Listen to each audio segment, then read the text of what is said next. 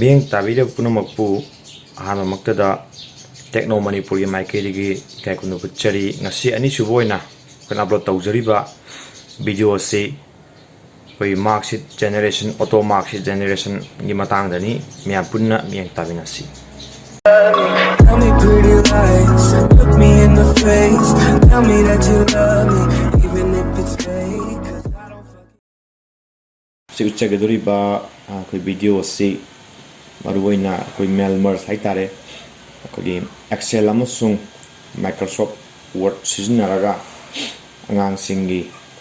koi angang tranga obi kun obi yang obi lising obi result ji kamaina koi one time da marks ji create tabudagi habiduni na uchagaduri se khangbi basu yaram lagani do khangdaba singna miyang tabiyu anbada koi angang singdugi maming yauba marksheet entry tauba koi Excel file ama han sembiro ai gistale jara bukcharake hai Excel da ai class sedai class 10 gi angang kunni ko semjari je row number 1 to 20 ai fill up tore name of the student ai email e father's name mother's name to jo hapson be yai adubu sum khudam moina ina masi khathang lawjarabani angang ga ji ma'am hapsam ju yai Manipuri subject ko math science science English si makoina phangma mark to di entry tawo mathau tai ahan bada si mark si ko ina ai di enter tawo loire angang kun gini angang sama tor je lising tor ju ai total ji koina anga matangi hana thupiro si booking biro duga photo sam to biro mai total thole ahan magang jigi masi singda biro loina maki total thola ani okay koi total e fange ada aina sem ni ba mark sheet chi full mark 50 aduga pass mark 20 gi geno da semani dan magi percentage se koina putokya haita di formula pai to gani equal to total se ha matang lo lo re ko 195 se k2 ni hai di k gi 2 da ko le bani divided by ko divided by a full mark chi 50 or subject 50 or subject manga gidi 250 tare aduga into 100 into z estimate mo singani aduga 100 aduga enter nabira okay magi percentage thole ama bu thoki ta di singda biro loina magi percentage thola ani result che pass or fail pass or fail or da ha koi uttuini do division ko na laksage masida ko na formula am ka koi namjagani hariba formula jamti yeng view nambiro if if aduga first bracket aduga and aduga amusu first bracket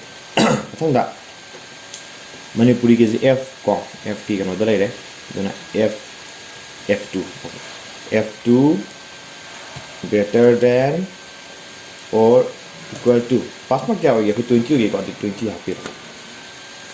kama ko lan mes ki ma padam buka sing nambira okay samana na greater than or equal to 20 kama ko piro science ki samana na dum greater than equal to 20 kama ko piro so masih dalam sojara me ko gani h2 de ni ko okay next okay I2 ko this I2 is so science में पास नहीं so greater than or equal to 20 kama ko piro adagi English ki ko greater than equal to 20 si loira matung da di bracket close to bi kani first bracket and close to bi jadi comma am copy gani then double inverted comma pass p can there is a copy a double s pass double inverted comma cotton double inverted comma fail f a I l fail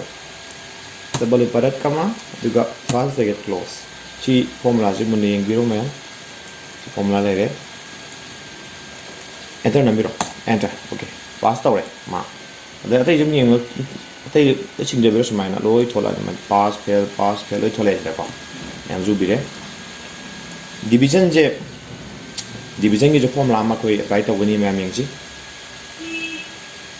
as equal to nambiro duga if la ni first bracket copy ro sigi m ma padale je pass fail je kari gumba pass tawro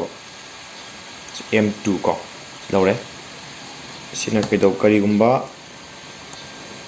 fail oil han hawe ka f a I l fail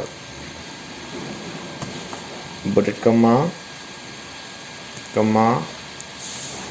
double inverted comma kayma sigi je hai tare kogi result sina sina fail or magadi pass or ga se buda sina fail or magadi m2 hai tare ko ne fail or magadi ma ji no division thology n on no d I v I s I o n no division okay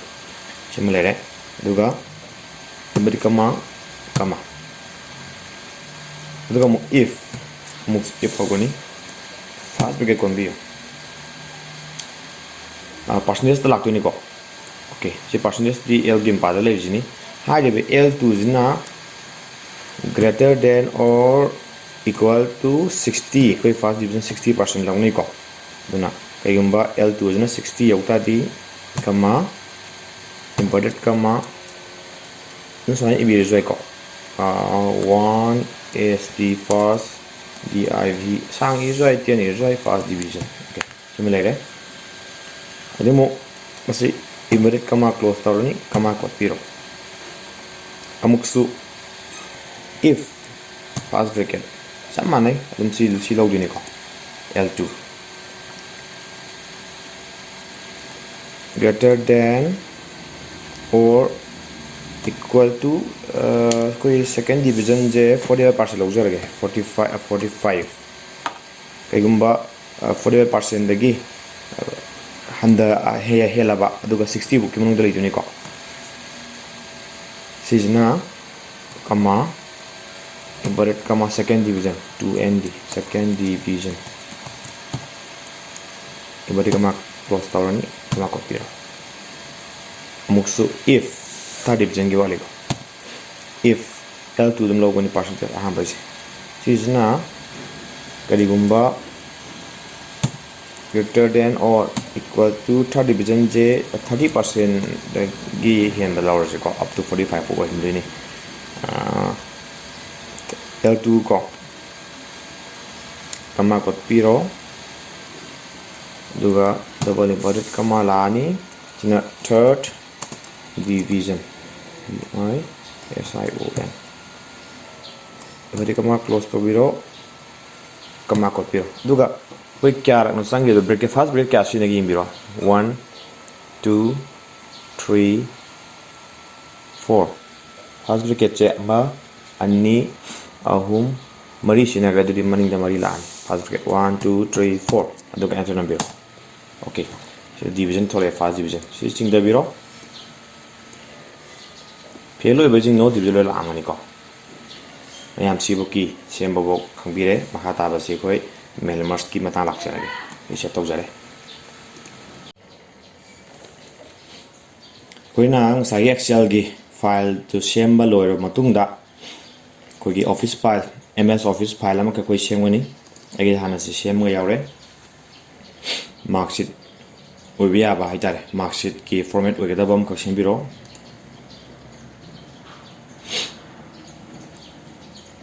आई जरे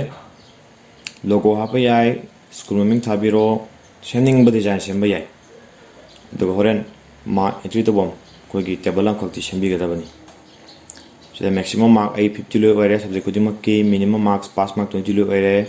percentage ibam yaure result ibam yaure division ibam yaure makada class er saina dum koi image wena hapa yare hapsare je ko tawdi je mail merge ni aduna mailing khan biro select recipient use existing list khan biro do ai desktop to yawi bani desktop sangani result file excel layer sida open to biro okay to biro name gi pada sai ka saju pu biro duga insert mail merge sida name of the student thambiro class ki pada ju samanana class choose to biro row number gi ju row number choose to biro color di setting khan adum khan be yani ko section taroga koi home sa color di dum oining ba any color blue oigera red oigera dum oining boy yani father's name go samana father's name khan biro si mother's name khan biro english ki manipuri ki sorry manipuri ma manipuri khan biro english ki english khan biro mathematics ki